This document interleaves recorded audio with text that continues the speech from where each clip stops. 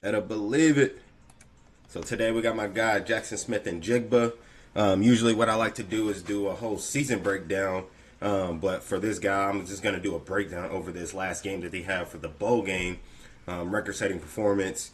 So yeah, I just want to go ahead and kind of highlight some of these plays and just go from there. So, here we go. 52-yard bomb. Beat his man off the line. Got him to turn, flip his hips. Yep, I see the swag in the end zone. I see you 1-1. Yeah, it looked like the DB had his eyes in the backfield. I mean, you got a guy as talented as that. You want to stay on that upfield shoulder and not allow him that easy release like that.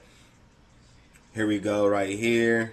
Looked like he found a hole in the middle of the field. It was probably in a too high safety look, and found the hole in the middle of the field, and then he kind of did the rest from there. So it looked like they might replay this so we can see exactly how that happened.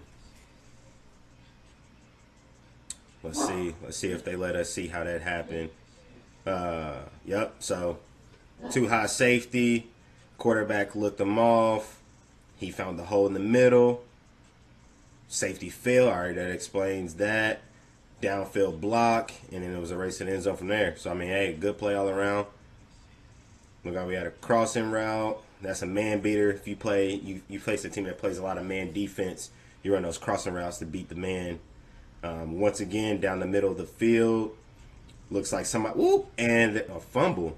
Man, I mean, he had 347 yards. So with that fumble, he probably would have had 400 yards if he would have kept that. Do they count yards still if you fumble? I don't know. I have to look into that.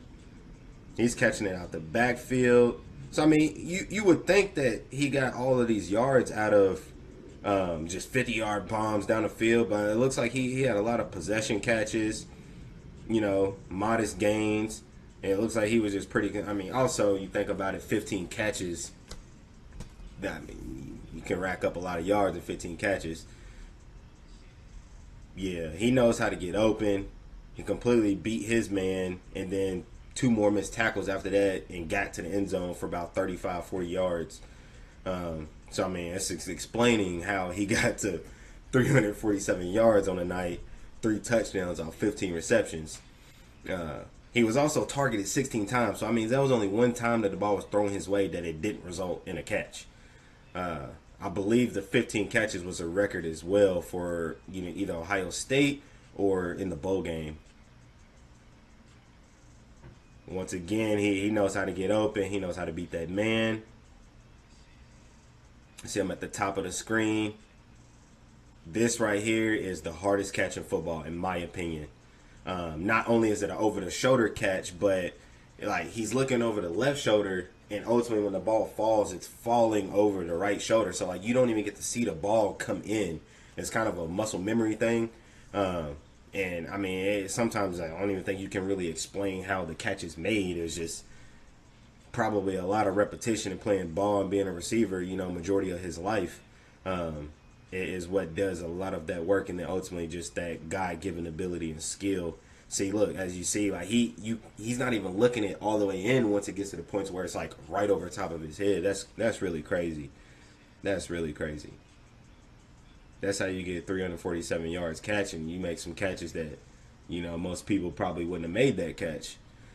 So yeah, I mean, and probably explain a lot more too. The other two top receivers they got didn't play this game, so of course he's going to get targeted, twice as much at least than he usually does on the season. I know he had 95 catches, 1,600 yards. So he's the guy they're going to go to, but it definitely explains a lot as to why he had the game he had with those two being out. And majority of this game, they was down. They was down majority of this game, but if you look at his stat line, he kind of is I don't want to say the sole reason, but definitely one of the reasons why they ended up walking away with a dub this game. So yeah, just let me know what y'all think. Drop some comments, share, likes, and let me know what y'all think about this, man. Hey, that was some good stuff, and I don't know if we'll see something like that again, but yeah, empower media. Let me know what you guys think. Salute.